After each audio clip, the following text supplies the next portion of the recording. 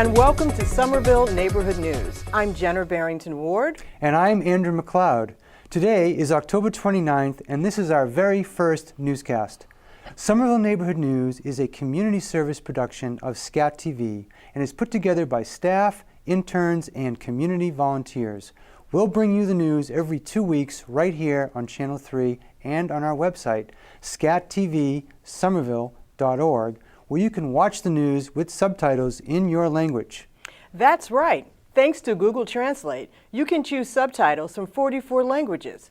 We're so excited about that because we are committed to serving all of Somerville.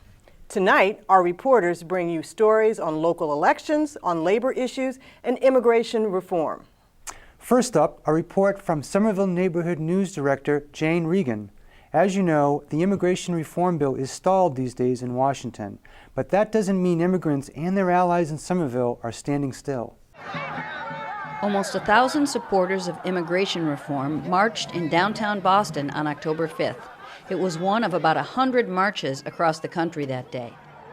We are here to push for immigration reform because it's very necessary that most of the 11 immigrants undocumented here need to get something to legalize them. There are over 40 million immigrants in the United States. About 11 million are undocumented. The U.S. government deports over 1,000 immigrants a day under a program called Secure Communities. Over half of those deported are not criminals, but authorities send them back no matter how many years they have been in the USA. Deportations have doubled under President Barack Obama. Studies have shown that the program is creating distrust between police departments and communities. In Massachusetts, lawmakers have proposed a bill that aims to keep police officers from becoming immigration officers. It's called the Trust Act, and it's supported by 3 of Somerville's elected officials. How Massachusetts implements and administers this very vague and potentially destructive Secure Communities program has enormous impacts for public safety. Mayor Joe Curtatone also supports the bill.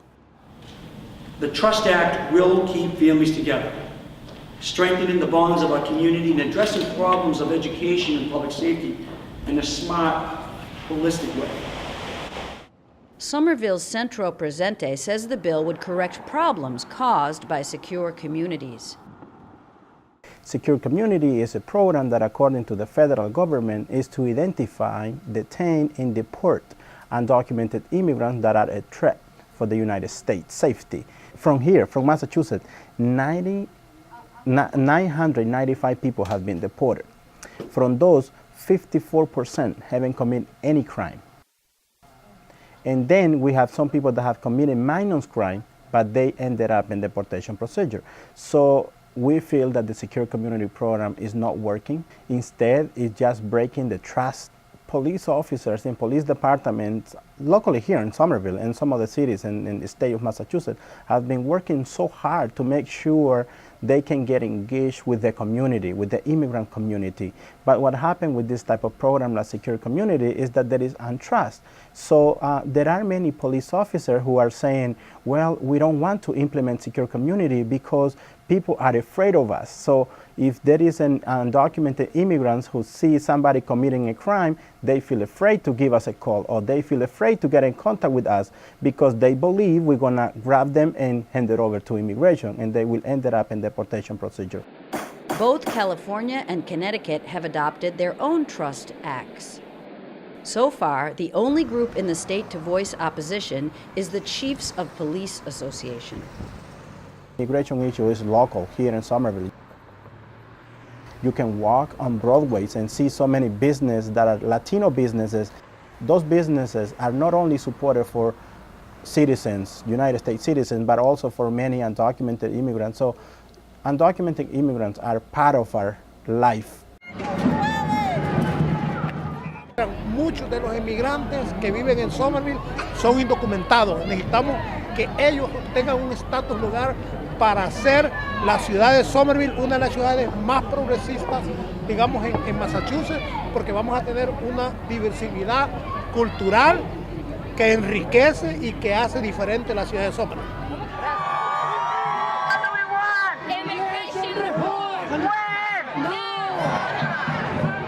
People and organizations were here in downtown Boston, along with hundreds of people from across the state. What were they asking for? Immigration reform and a halt to deportations. Reporting from downtown Boston for Somerville Neighborhood News, I'm Jane Regan. This law could be really important for our community, where about a third of our families include recent immigrants. Now, Marcelo Brosiner, a senior at Somerville High, brings us a youth perspective on the school committee. Hello, my name is Marcelo Brosiner, and I'm the youth reporter for the Somerville Neighborhood News. I'm standing in front of City Hall, where the school committee meets twice a month. On November 5th, the people of Somerville will elect 3 of its members. The school committee works to establish budget priorities, set district policies, and evaluate the superintendent while representing the schools to the broader community. I'm here to find out how much some students at Somerville High School truly know about the elected body that represents them. What can you tell us about the responsibilities of the school committee? I don't really know anything that they do. I mean, maybe they're in charge of like the city curriculum or something. I know the school committee is supposed to meet with like teachers and parents and students and just talk about their concerns. I know that the school committee makes a bunch of decisions, obviously, for Somerville High School, and that a lot of the stuff that they decided, like the new schedule, stuff like that, was implemented this year. So I know that they have a big impact on, the student body as of right now. So I'm the current student representative to the school committee, and it's my job to voice the concerns and the happenings of the students here at the high school. If you had the chance to speak before the school committee, what comments or complaints would you make to them? I would want them to fix the auditorium and get the school lunch changed. I guess we definitely need to make the new schedule less obscure. The way it's set up right now works, it's just that no one really knows how it's implemented or how to go about. Very unclear. There are definitely very unclear parts about it. I think they should make the school have a volunteer requirement because it's very important and not enough people do it, and it's good for the entire community. Marcelo and other students will be giving us regular reports. Here are some things going on around town. Are you looking for something fun to do on the Day of the Dead? The Casa Connection is holding its 2nd annual Latin Foods and Local Brews Festival. Stop by the Center for the Arts at the Armory at 191 Highland Avenue on November 2nd from 3 to 10 p.m. All proceeds benefit the Casa Connection Incorporated, a Somerville nonprofit that supports the Casa San Jose Orphanage in Colima, Mexico. For more information on this event, visit casaconnection.org. The city is inviting everyone to the first community meeting to discuss ideas for the renovation of Lincoln Park. The listening session will take place on October 30th from 6 to 8 p.m. at the Argenziano School at 290 Washington Street. Resident input is needed to ensure that the renovations reflect the needs of the community. For additional information on the meeting, visit somervillema.gov. Legoland broke ground recently at Assembly Square.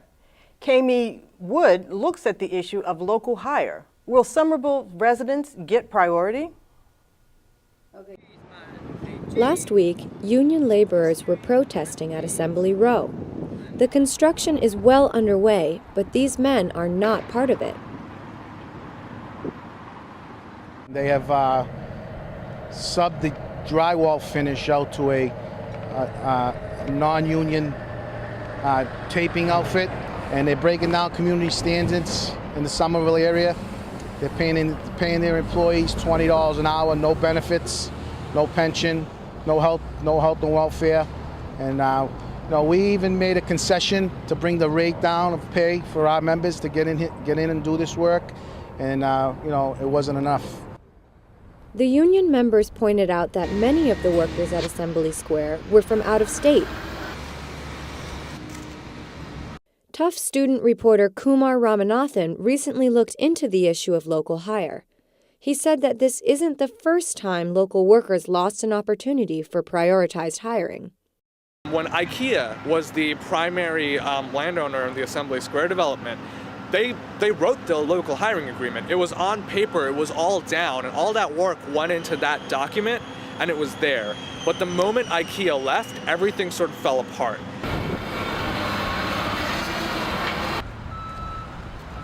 I think the idea was if IKEA would sign a local agreement to try to have local employees, that would set a precedent for the rest of Assembly Square.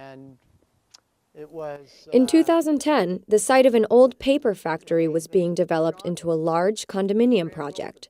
The developers promised to prioritize Somerville residents, but they didn't follow through with those plans. They signed a covenant with the city to use union labor and to hire locally, but they broke that covenant. And when we found out about it, we tried to call them out on the issue. We went to the zoning board and asked for them to enforce the covenant.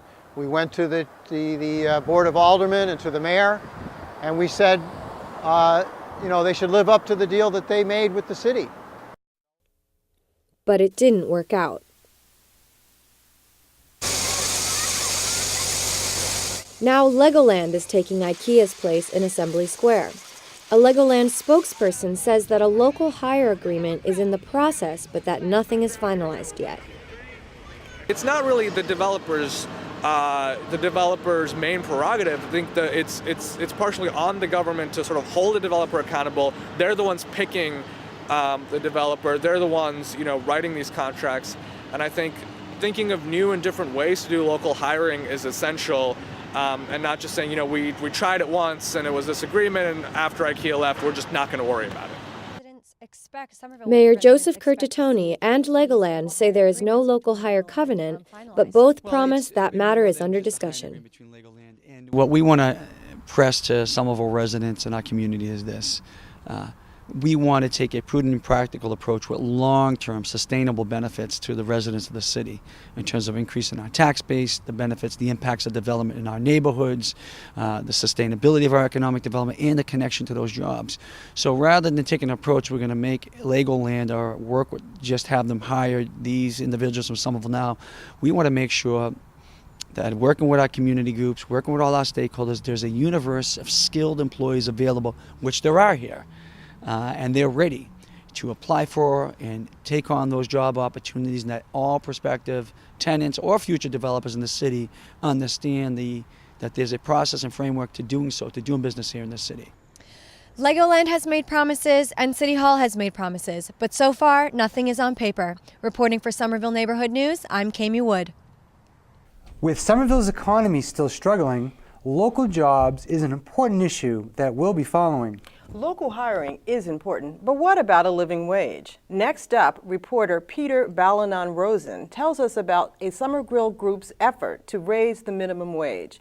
It's part of a statewide campaign.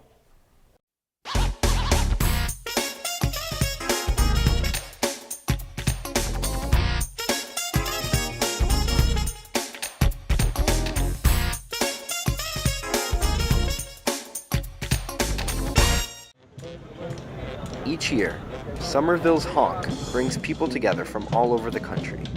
The annual gathering sees local residents, international musicians, plus national and local activist groups, including Raise Up Somerville. My name is Carrie Lorenzo. I'm chair of the Somerville Democrats, and we're out here working with the Raise Up Massachusetts campaign, trying to increase the minimum wage and to provide earned paid sick leave for low-income workers. The minimum wage has been stuck at $8 an hour for years, and you just can't live on $8 an hour in Massachusetts. So we're trying to gradually increase the minimum wage and index it so that the cost of living in Massachusetts will be reflective of that rate. I think that the proposed increase to raise the minimum wage is excellent. I think that it's way overdue. Raise Up Somerville is a local chapter of Raise Up Massachusetts, a statewide initiative which hopes to increase the minimum wage. Under the proposed ballot initiative, the minimum wage would increase to $9 an hour and go up an additional $1 each year until $11 in 2015. Raise Up Massachusetts hopes to collect enough signatures to get the proposal for the minimum wage increase on the November 2014 ballot. To get these issues on the ballot, we need to collect a combined 230,000 signatures. This issue and the issue of earned paid sick leave has been just hanging out in the legislature for the last decade, and now's the time that we take it to the ballot and we take it to the people and let them decide. In Somerville, 15% of the population is living below the federal poverty line, which is $1,962 per month for a family of 4. Those working 40 hours a week at minimum wage are making about $1,380 a month. Average monthly housing in Somerville costs $1,353 alone. Low wages and high housing costs are part of the reason that almost 15% of the children in Somerville grow up in poverty. One of the great things about this proposal is that the minimum wage is going to raise with inflation as well, which is really important. If the proposal passes, Massachusetts will join 10 other states that already increased the minimum wage based on the cost of living. Several organizations, including the Retailers Association of Massachusetts and the Massachusetts Restaurant Association, oppose the proposal, saying an increase in labor costs will hurt the economy. Reporting for Somerville Neighborhood News, this is Peter Balanon-Rosen. Dan Atkinson, editor of the Somerville Journal, fills us in on the most important issues he'll be following this week.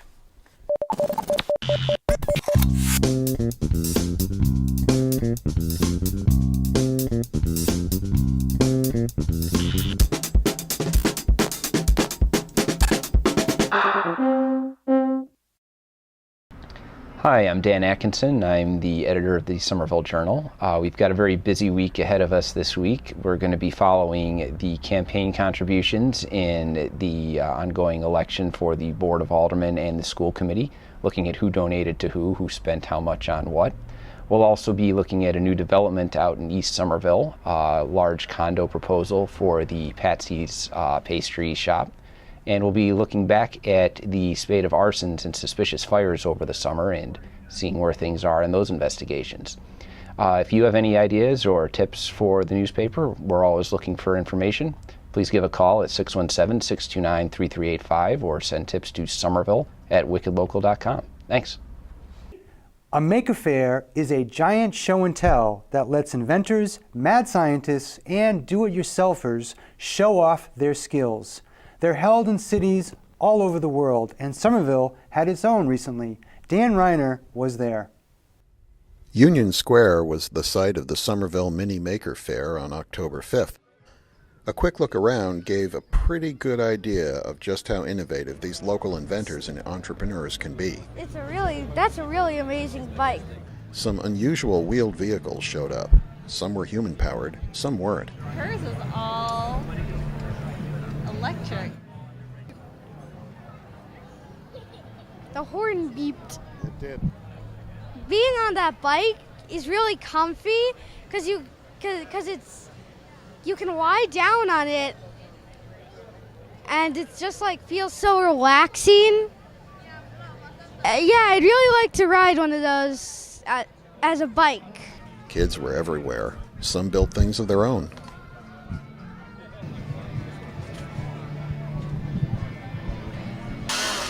Need a smoothie during a power failure? There were inventors with some amazing creations. So this is basically a Segway that I made. I started my sophomore year. My first prototype took me 2 months to build. So basically what makes it balance is a accelerometer. So when I started it up, my first code was 338. So that basically tells it that when it's level. And that chip is right here.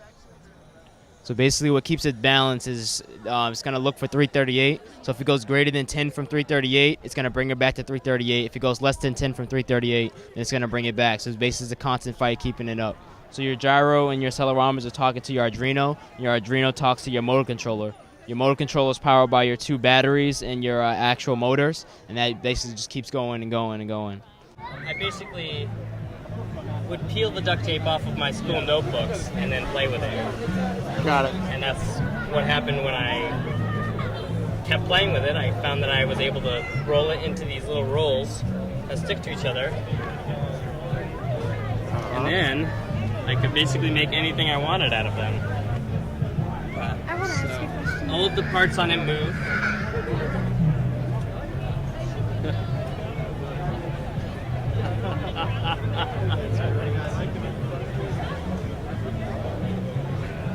The engines will rotate.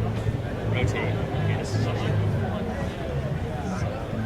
Yeah, and you can actually see inside if you look really close. It's all to scale. It's 1 to 150 is the scale. 3D printing got a lot of attention.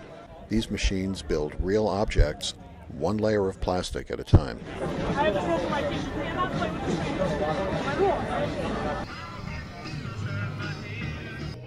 The event was sponsored by Artisans Asylum in Somerville. They provide tools, training, and workspaces for inventors and craft workers. In Union Square, I'm Dan Reiner for Somerville Neighborhood News. Somerville people are so clever. I'm going to go get some duct tape right after the show. In the upcoming November 5th election, Somerville takes to the polls in what has become a very contentious race for aldermen. Given that, what we found was surprising indeed.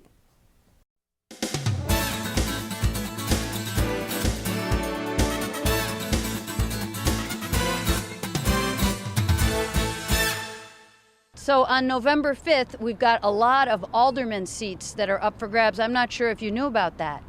I knew something of it. I just haven't really been getting myself up to date on what's, who's running.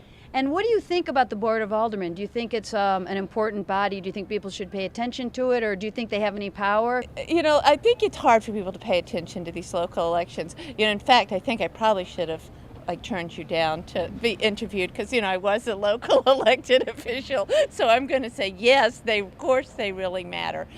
The aldermen have oversight over the spending, and that's very, very important where you spend the money. They have oversight over all these issues that actually are very important to people. D'après vous, ça que fait mon voter aux États-Unis, ça que fait l'important? Bien, l'important pour quelques bagages pour changer, ça fait on vote aux États-Unis. Yeah. Are you planning on voting, Dana? I'm not entirely sure yet. I wasn't aware that an election was happening. So I'm going to do some research and figure out who's best to represent my ward. They have power. Sometimes it's hard to see it. And certainly, I've gone out calling for officials and people have no idea there's an election. They think Obama's running again. They're like, what? So yeah, they're important, but do people know about them? Not always. Moi, Tahiti, moi, entré là près de un mois. Beaucoup pièces. Okay. Mais avant 5 novembre, qui ça au pral fait? Au pral checker ça? Oui, avant 5 novembre. Je checker ça parce que pour démocrate là, je voté moi-même. Okay. I'm a registered voter. So are you going to vote on November 5th? Well, absolutely. Representative Provo, thank you so much for being here with us today. We really appreciate your taking the time. As you know, we have elections coming up soon. We've got 11 alderman seats that are opening up, or people are up for re-election. And I was talking to some folks around the city, and I had the idea to invite you down to the studio to talk to us a little bit about these races and about the Board of Aldermen. I think that you actually served on the board before you were a state rep. I did for almost 7 years. And were you represented a specific ward? I ran twice in my ward, 5, but I was elected to an at-large seat, and I served at-large. And you were elected, I think you were re-elected 3 times, which Yes. is no small feat. Well, actually, it's about the elections. I was up at City Hall, and I got some statistics from the elections office there, and I got a little bit concerned. The turnout for these kinds of elections is quite low. It's 20 to 30%, and I was wondering, well, does that mean the Board of Aldermen isn't important, and why is the turnout so low? What kind of perspective could you share? I think it's a paradox that people are more likely to vote for seats of government at levels that affect them least. Last year when there was a presidential election, people lined up around the block. Fewer people than that will vote in state elections, but a lot more than city elections. For city elections, not that many people seem to take an interest, which is shocking when you think about the fact that that is the government that's closest to you and has the most effect on your daily life. Well, that's what I was hoping you could tell us a little bit about, since now you're serving at the state level, but you've worked and lived in and around the city for years, and you were on the board. What exactly does the board do, and what power does it have? Because maybe folks that are watching the program think, oh, it's just a couple of people who meet up at City Hall once in a while to talk about whether or not there should be a concert in Union Square. I mean, what power does the board have? The board's the legislative branch of city government. It would be called a city council in most cities. And it is the body of government that balances the power of the mayor. The Board of Aldermen approves the budget, sets the tax rate, makes local laws called ordinances, including zoning, which is a big deal. It's the licensing authority for some kinds of license, and has a lot of sort of soft power. Advocacy and constituent services and the ability to influence the course of what happens in the city. Wow, so I didn't realize that at all. I hope that the people that are watching this program, if they're not registered, can they still go and register, or is it too late? I think it may be too late, too close to the election now, but you know, there will be state elections, including a governor's race next year. So people shouldn't hesitate to sign up, because there's always something to vote for. Okay, well, thank you very much for coming down to the station today. It's a pleasure, Jane. Thanks for having me. Thanks for joining us for our first newscast. We'll be back on November 12th. You can watch the Somerville Neighborhood News anytime on our website, where the news can be subtitled into 44 different languages. If you want to get involved, or if you have story ideas, drop us a line at news@scatvsomerville.org.